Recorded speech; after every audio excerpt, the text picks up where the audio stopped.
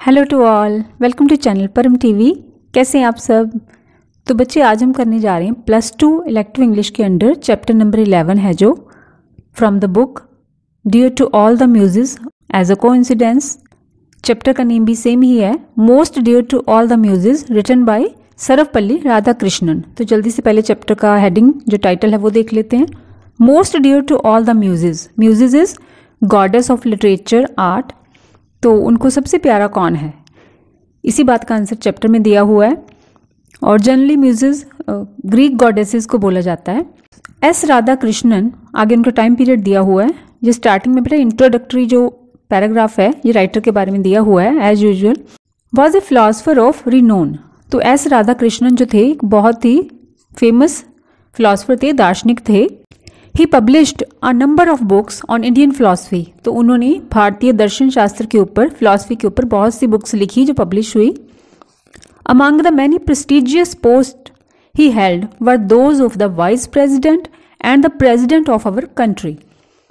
तो वो बहुत ही रिप्यूटेड पोस्ट पे रहे हैं, लाइक वो वाइस प्रेसिडेंट भी रहे हैं इंडिया के, हमारे देश के, और प्रेसिडेंट भी रह चुके हैं। इन दिस पीस, तो ये जो चैप्टर है हमारा, Radhakrishnan pays a glowing tribute to R.N. Tagore, Rabindranath Tagore. तो इस चैप्टर में सर्वपल्ली राधाकृष्णन जो कि ऑथर हैं इस चैप्टर के, उन्होंने एक बहुत ही फुल ऑफ प्रेज वाला ट्रिब्यूट दिया है किनको, R.N. टैगोर को। While reading this passage pay special attention to his style. तो इस चैप्टर को पढ़ते टाइम हमने स्पेशल अटेंशन देनी है उनके स्टाइल को, उनको जो लिखने का स्टाइल है। इज इट इमोटिव और फैक्चुअल, कि वो इमोशन बेस्ड है या फिर फैक्ट्स के ऊपर बेस्ड है। So the chapter is divided into parts. So here starts the first part. At a special convocation at Shantiniketan in August 1940, when the late Sir Maurice Guyer and myself were deputed by the University of Oxford to confer the degree of Doctor of Literature on Rabindranath Tagore, the citation said that the poet was most dear to all the muses. तो राधा कृष्ण जहाँ पे हमें क्या बता रहे हैं, Shanti Niketan is the name of a place. तो कहते हैं वहाँ पे एक कन्वोकेशन रखी गई थी, एक प्रोग्राम रखा गया था जहाँ पे डिग्रीज दी जाती हैं। टाइम पीरियड इज अगस्त 1940। वहाँ पे एक और सर थे, कहते हैं सर मॉरिस गॉयर, और कहते मुझे और उनको ये ड्यूटी दी गई। ड्यूटी किसने दी? By the university of Oxford ने ये ड्यूटी उनको लगाई, उनको साइन की कि आपने जो डॉक्टर ऑफ लिटरेचर की डिग्री है, जो PhD की डिग्री होती है, वो रविंद्रनाथ टैगोर जी को देनी है। और वहाँ पे जो रेफरेंस दिया हुआ था उसमें क्या लिखा गया था कि ये जो पोएट हैं रविंद्रनाथ टैगोर जो हैं, he was most dear to all the muses, कि वो सबके प्यारे थे। जितनी भी ग्रीक गॉडेसेस हुई हैं आर्ट की, लिटरेचर की देवी, तो वो सबके प्यारे रहे हैं। Tagore was born in a home teeming with creative activity. Tagore एक ऐसी फैमिली में पैदा हुए जहाँ पे जो फैमिली मेंबर्स थे बहुत ही क्रिएटिव लोग थे वो। We rode, we sang, we acted, we poured ourselves out on every side. तो टैगोर क्या लिखते हैं, कहते हम लिखते भी थे, हम गाना गाते थे, एक्ट करते थे, कोई भी काम करते थे उसमें खुद को फुली इन्वॉल्व करते थे, एक्सप्रेस करते थे। The poets acute sensibility and genius expressed itself through every form of literature, through music, through dance, through painting. तो पोइट के अंदर जो एक सीरियस वाली फीलिंग थी, जो ग्रेटनेस थी, वो उनके सारे जितनी भी राइटिंग्स लिखी हैं, जितना लिटरेचर लिखा है, सबके थ्रू वो एक्सप्रेस हुई है, चाहे वो म्यूजिक हो, चाहे डांस हो, चाहे पेंटिंग हो। The most renowned of all the poets that Asia has produced in recent times, his works have been translated in many languages and have inspired writers and scholars, lovers of art and literature in many countries. तो जितने भी poet हैं उनमें सबसे ज्यादा जो famous हैं इन recent times, आजकल के टाइम में एशिया ने जितने भी पोएट्स प्रोड्यूस किए हैं उनमें सबसे ज्यादा फेमस कौन रहे हैं? R.N. टैगोर। उनके जो काम है, उनकी जो राइटिंग्स हैं, बहुत से लैंग्वेजेस में उनको ट्रांसलेट किया गया है और बहुत से राइटर्स ने, स्कॉलर्स ने, लर्नड पर्सनस ने उनसे बहुत इंस्पिरेशन भी ली है। वो लोग जो कि लवर्स होते हैं ना आर्ट के, लिटरेचर के। और ऐसा नहीं कि इंडिया में ही, इन मैनी कंट्रीज, वो अलग अलग देशों में जो राइटर्स हैं, स्कॉलर्स हैं, सबके लिए वो एक सोर्स ऑफ इंस्पिरेशन का काम किया है R.N. टैगोर जी ने। An artist of genius, he broke with previous tradition in poetry, music and painting. तो बहुत ही वो एक महान कलाकार कह सकते हैं हम, an artist of genius. Poetry और म्यूजिक और पेंटिंग के साथ जो एक परंपरा चली आ रही होती है वही चीज़ों को पकड़ के नहीं रखा उन्होंने, क्योंकि वो बहुत क्रिएटिव थे। He broke with previous tradition. Tradition is not only concerned with the past but also freedom from the past.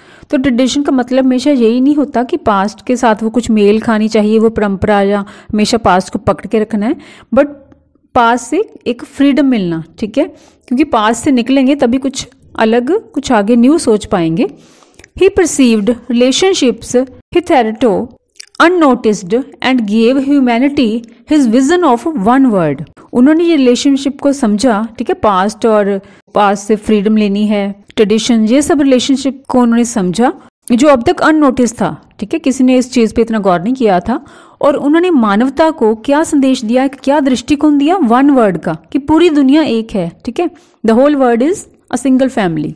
His great gifts of imagination and art were used for fostering faith in the unity of man and forging bonds of kinship with others।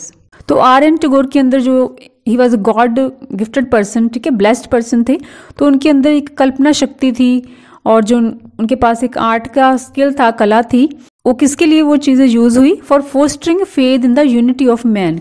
तो लोगों के अंदर एक यकीन develop करना, ठीक है, उस चीज़ के लिए उनकी इमेजिनेशन, उनके आर्ट को, उनके आर्ट के जो गिफ्ट थे उनको यूज किया गया, उनके अंदर जो एक कला थी। And forging bonds of kinship with others, और दूसरों के साथ अपना रिश्ता मजबूत करना और उस बंधन को और स्ट्रांग बनाना, इन चीज़ों के लिए उनके गिफ्ट्स को यूज किया गया। उनकी राइटिंग्स मीन्स इतनी अच्छी थी। So here start the second para और second point. The poet had a vital and radiant personality. तो उनका जो एक ऑरा था वो बहुत ही इम्पॉर्टेंट था और बहुत ही शाइनिंग पर्सनैलिटी थी उनकी। Tall, stately, serene with flowing beard and curling hair. तो कहते हैं कि height wise he was tall person, serene, बहुत ही काम रहते थे, शांत, और दाढ़ी खुली हुई होती थी उनकी, और कर्लिंग हेयर थे, घुंघराले बाल थे। He made a deep impression on all those who met him. जो भी उनसे मिलते थे वो बहुत एक गहरा प्रभाव छोड़ते थे उन पे और बहुत इन्फ्लुएंस करते थे अपनी पर्सनैलिटी से सबको। Ernest Rhys in his book Everyman Remembers writes, तो एक बुक का नाम दिया हुआ है एवरी मैन रिमेंबर्स, उसमें अर्नेस्ट राइस क्या लिखते हैं, one afternoon a knock announced a caller who proved to be one of the most strangely impressive of them all. तो कहते एक दोपहर को नॉक हुआ और कोई मिलने वाला जैसे आता है, तो ये पता लगा कि जो मिलने वाला पर्सन है वो बहुत ही एक इम्प्रेसिव पर्सनैलिटी का मालिक है और स्ट्रेंजली, ठीक है, बहुत ही एक यूनिक पर्सनैलिटी है उनकी। When I went into the hall as the maid opened the door there paused on the threshold a tall grey bearded figure attired in a close grey robe that fell to the feet।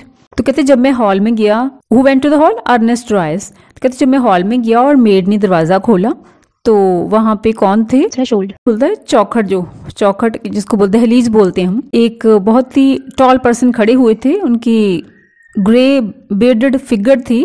तो अब हम जैसे grey को यहाँ पे as a white colour हम ले सकते हैं, ठीक है, उनकी दाढ़ी थी जो, और अटायर्ड उन्होंने कैसे कपड़े पहने हुए थे, ग्रे रोब, एक वाइट कलर का लॉन्ग ड्रेस को बोलते हैं robe, ROBE robe, that fell to the feet, जो जिसकी लेंथ जो थी पैरों तक थी उस ड्रेस की।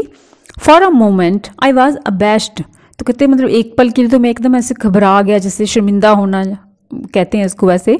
It was as if the prophet Isaiah had come to one's door.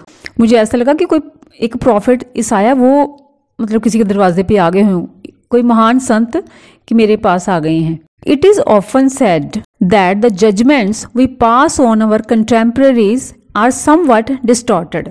तो यहाँ पे जो राइटर हैं सर्वपल्ली राधाकृष्णन, वो क्या कहते हैं, कहते हैं अक्सर ये कहा जाता है कि जो भी हम फैसले पास ऑन करते हैं ना, जजमेंट्स देते हैं किसी के बारे में, अपने कंटेम्पररीज के बारे में, कंटेम्पररी होते हैं जो सेम पीरियड में पैदा होने वाले समकालीन लोग, तो वो जजमेंट ज्यादातर गलत ही होती हैं। Sometimes we are under obligation to friendship, और कई बार हमारे ऊपर फ्रेंडशिप का प्रेशर होता है और उस चक्कर में हम गलत जजमेंट भी दे देते हैं।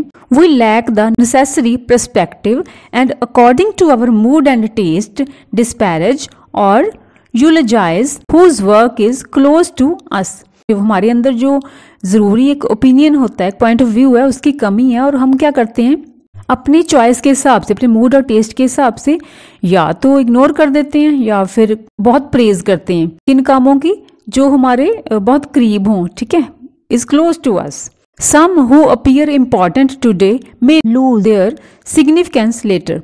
तो कुछ लोग जो बहुत ही आज हमें लगें कि हाँ ये तो बहुत इंपॉर्टेंट हैं, हो सकता है कल उनकी सिग्निफिकेंस खत्म हो जाए, वो उसको खो दें। Others who seem to be unimportant today may acquire significance later. On the other hand कुछ ऐसे लोग जो आज बहुत ही अनइम्पॉर्टेंट से लगते हैं, हो सकता है उनको बाद में बहुत सिग्निफिकेंस मिले, ठीक है, बहुत ही उनको इंपॉर्टेंस मिले। It may well be that Tagore's vision may be prophetic of the future of India and of the world.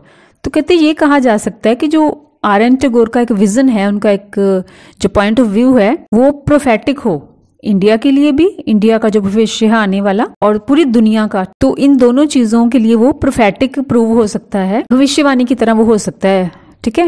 मतलब he was such a visionary person, जो आर.एन. टैगोर थे, उनके जो व्यूज हैं वो बहुत इंपॉर्टेंट है इंडिया के लिए भी और वर्ल्ड के लिए भी। Tagore's message for us in India is another illustration of a recurring phenomenon that India weighed down by history, prostrated by invasions, endlessly vacillating from greatness to decline, recovers her spirit century after century by her own power of self-renewal। RN. Tagore का message जो है India में, भारत के लोगों के लिए क्या message है हमारे लिए, is another illustration of A recurring phenomenon. तो ये एक तरह का शो है, इलस्ट्रेशन है ऑफ जो बार बार कोई इवेंट होता है। बार बार क्या इवेंट हुआ है इंडिया में, वेट डाउन बाय हिस्ट्री।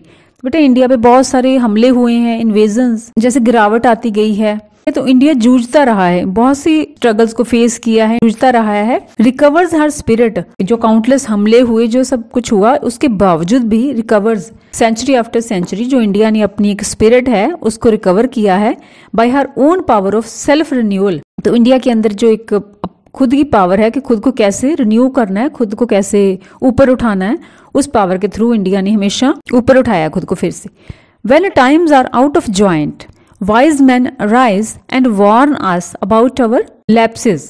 कहते जब कई बार समय हमारे हक में नहीं चल रहा होता, आउट ऑफ जॉइंट होता है, तो बुद्धिमान लोग आते हैं, पैदा होते हैं, दुनिया में आते हैं और हमें वो क्या चेतावनी देते हैं, किस चीज़ के लिए वार्निंग देते हैं, हमारे कमियों को लेके, ठीक है, जो हमारी गलतियां रह गई, कुछ लैप्सेस, कुछ मिस्टेक्स हो गई। The seers of the Upanishads, the Buddha and Mahavira, Ashoka and Akbar, Kabir and Nanak in their own periods recalled us to the fundamental spirit, to truths, and castigated us for our deviations from them। तो कहते time time पे जो संत महात्मा हुए हैं, जो ग्रंथों में हम पढ़ते हैं उनके बारे में, उनका नाम गौतम बुद्धा हैं, महावीर हैं, अशोक, अकबर, कबीर और गुरु नानक देव जी जैसे हुए हैं। तो इन्होंने अपने अपने टाइम पीरियड के दौरान इन्होंने क्या किया, रिकॉल्ड अस, इन्होंने हमें ये याद दिलाया, हमारी आत्मिक सच्चाई के साथ हमें जोड़ा, and castigated us for our deviations from them, और एक तरह से उन्होंने हमें कैस्टिगेट किया, एक तरह से डांटा, हमें स्कोल्ड किया,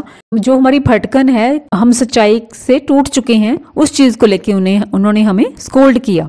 we are fortunate in having had a few men and women in our own life time who stood out for their wisdom and courage, who refined man's spirit and altered his outlook। कहते हैं हम बहुत fortunate हैं, जो आजकल का time है, हमारे अपने लाइफ टाइम में हमें ऐसे कुछ मैन एंड वुमेन हमारी लाइफ में हैं जो हमेशा अपनी विजडम और करेज के साथ खड़े रहे, डटे रहे, और हु रिफाइंड मैन्स स्पिरिट, तो इन्होंने जो इंसान का एक जज्बा है, उसकी आत्मा है, उसको पॉलिश किया, उसको इम्प्रूव किया, और उसकी जो एक पॉइंट ऑफ व्यू है इंसान का, उसको भी अल्टर किया, उसको चेंज किया। Tagore rights of the spirit of India. अब टैगोर आगे जाके वो कहते हैं इंडिया की स्पिरिट, इंडिया के जज्बे के बारे में लिखते हैं। I love India not because I cultivate the idolatry of geography, not because I have had the chance to be born in her soil, but because she had saved through tumultuous ages the living words that have issued from the illuminated consciousness of our great sons। हर बेटा India के लिए आया है, और she भी। तो टैगोर क्या लिखते हैं, कहते हैं लव इंडिया, कहते मुझे इंडिया से बहुत प्यार है, मैं बहुत प्यार करता हूँ इंडिया को, इसलिए नहीं कि मुझे इसकी जो फिजिकल फीचर्स हैं, जियोग्राफी वो पसंद है, पहाड़, नदियाँ, ये सब, no. Not because I have had the chance to be born in her soil, और इसलिए भी नहीं मैं इंडिया को प्यार करता क्योंकि मेरी ये मदरलैंड है, मैं जहाँ पे पैदा हुआ हूँ इस मिट्टी में। कहते ये रीज़न नहीं है, आगे जाके उन्होंने एग्जैक्ट रीज़न दिया है, बट बिकॉज कहते क्योंकि इंडिया ने बहुत बैड टाइम भी देखा हुआ है। काउंटलेस टाइम्स इंडिया ने ऐसे बहुत से फेज इंडिया ने फेस किए हैं, और उसके बावजूद इंडिया ने खुद को कैसे फिर से खुद को उभारा है, खुद को बचाया है। और उसके पीछे कौन सी ताकत रही है? The living words that have issued from the illuminated consciousness of our great sons. तो इंडिया के पास ऐसे, इंडिया में जो महान बेटे हुए हैं, जो महान लोग हुए हैं, उनके अंदर एक अवेयरनेस जो थी, जो लर्नड पर्सन्स के अंदर जो अवेयरनेस होती है, जो चेतना होती है, उन्होंने हमें जो टीचिंग्स दी हैं, जो शिक्षाएं हमें दी हैं, और खुद को ऊपर उठाया है, इंडिया ने उभर के आया है। Many of us do wrong things in our lives, but we do not wish to say anything wrong in our writings. हम में ऐसे बहुत से लोग हैं जो अपनी जिंदगी में बहुत कुछ गलत करते हैं, we do not wish to say, लेकिन अगर हम कुछ लिखते हैं अपनी राइटिंग्स में, हम कभी भी उस चीज को मेंशन नहीं करते, हम अपनी राइटिंग्स में कुछ भी गलत लिखना नहीं चाहते। With great modesty, Tagore says, तो आर.एन. टैगोर बहुत ही पोलाइटली, नम्रता से क्या कहते हैं? Consciously or unconsciously, I may have done many things that were untrue, but I have never uttered anything false in my poetry. तो टैगोर कहते हैं यहाँ पे कि जानी अनजानी हो सकता है, may have done, हो सकता है मैंने बहुत सी ऐसी चीज़ें की हों लाइफ में जो सच से परे थी, लेकिन मैंने अपनी पोइट्री में कुछ भी फॉल्स नहीं लिखा है, नहीं बोला है। दैट इज द सेंचुरी, क्योंकि मेरे लिए पोइट्री एक ऐसी जगह है, एक ऐसा प्लेस है, where the deepest truths of my life emerge.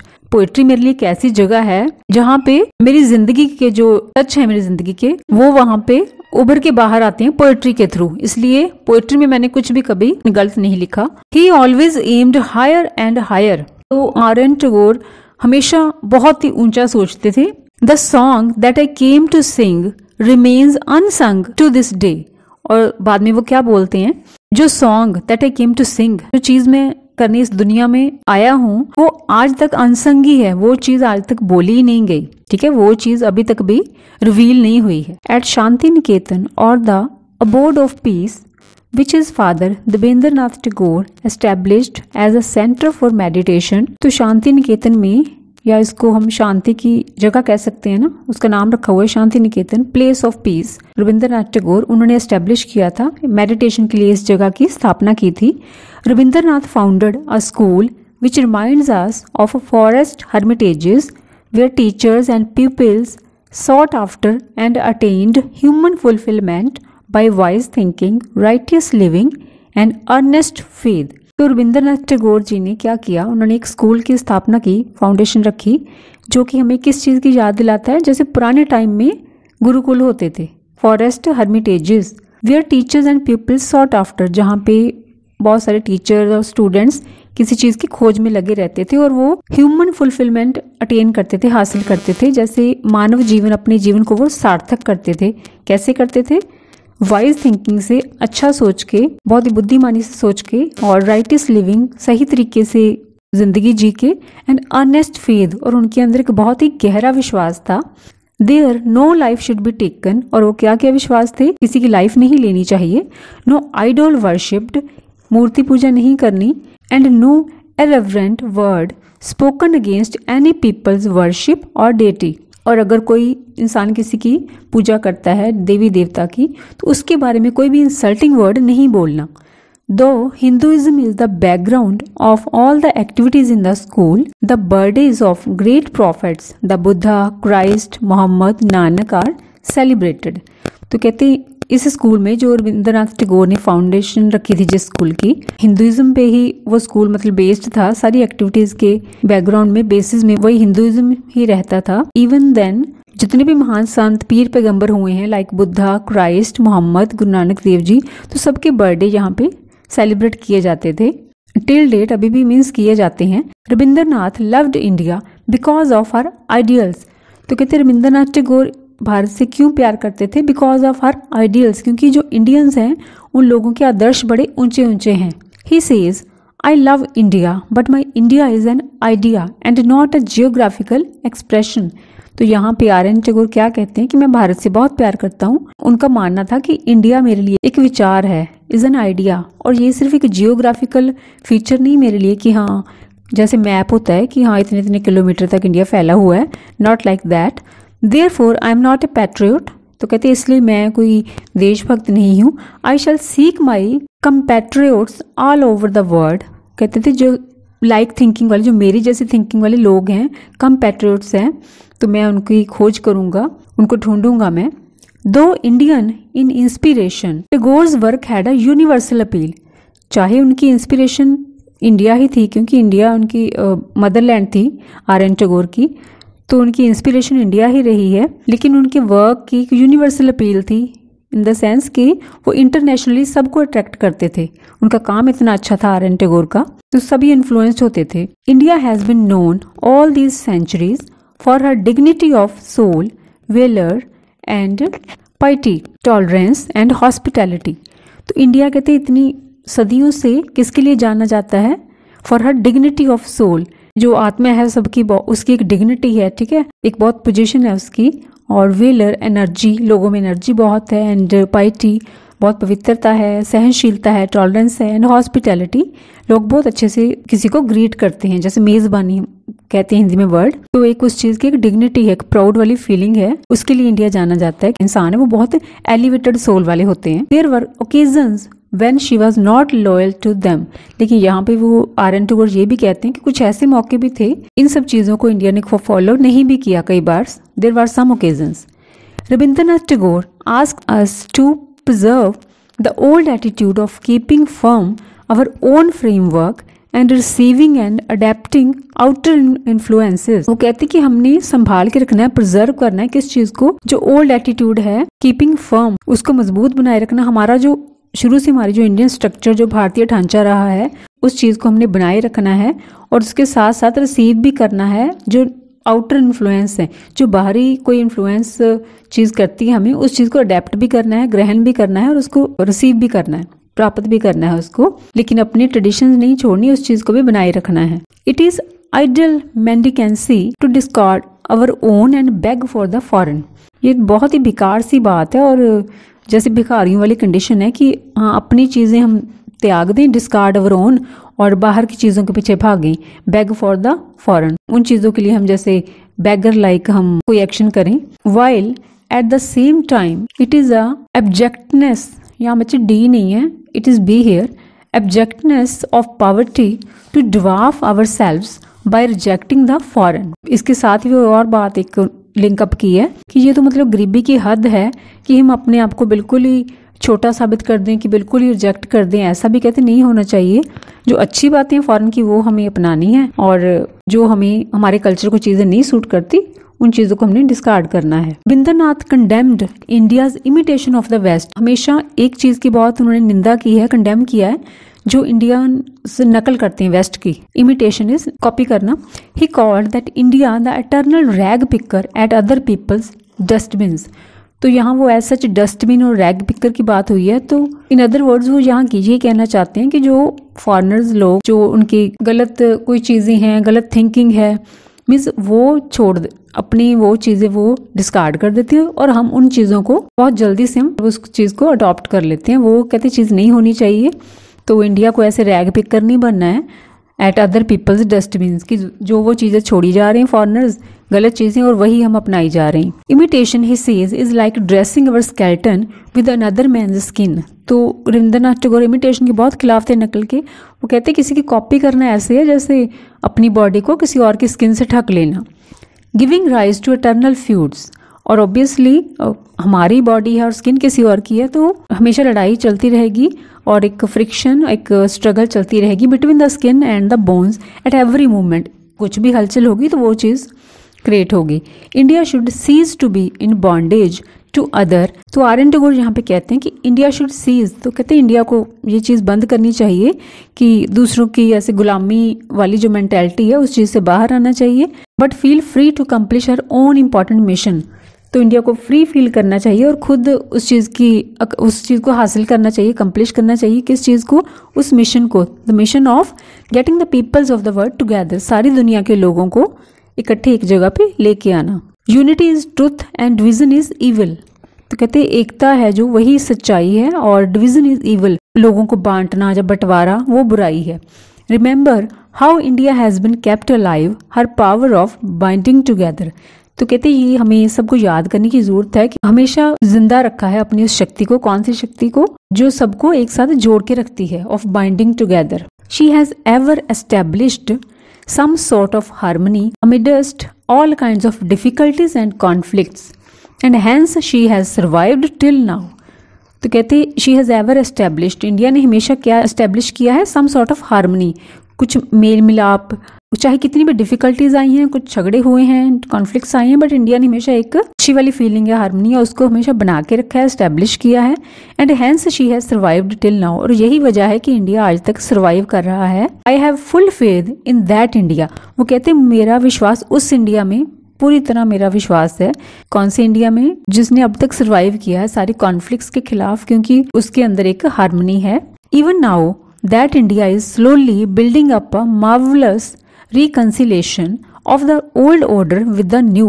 कहते अभी भी इंडिया धीरे धीरे क्या चीज़ बिल्ड कर रहा है, मार्वलस रिकंसिलेशन, एक अमेजिंग टाई अप हो रहा है, किसमें? जो पुराना सिस्टम है और नया सिस्टम, दोनों का एक फ्यूजन सा तैयार किया जा रहा है और दोनों चीज़ों को साथ लाया जा रहा है। मतलब अच्छी बॉन्डिंग बन रही है पुराने सिस्टम में भी, और पुराने से भी कुछ चीज़ें ली जा रही हैं और नए सिस्टम को भी अडेप्ट किया जा रहा है। May each of us consciously join in that work. तो यहाँ पे वो एक विश मांग रहे हैं, कहते कि ऐसा हो कि सभी हम इसको ज्वाइन करें, इसमें पार्टिसिपेट करें। May we be never misled by dullness or revolt into resisting it. तो कहते हम कभी भी मिसलेड ना हो, गलत गाइडेंस को हम फॉलो ना करें, बाय कि हम स्लो डाउन हो जाएं या फिर इस चीज़ को रोकें, इस चीज़ को रोकने के लिए कोई विद्रोह कर दें। तो कहते हैं ऐसा नहीं होना चाहिए, हम सबको फुली अवेयरनेस के साथ इस चीज़ में पार्टिसिपेट करना चाहिए कि इंडिया को एक नई ऊंचाई पे लेके जाएं। So the chapter is complete now. If you like the video, do subscribe the channel and don't forget to like, share and comment also. मिलते हैं नेक्स्ट वीडियो में। Till then, God bless.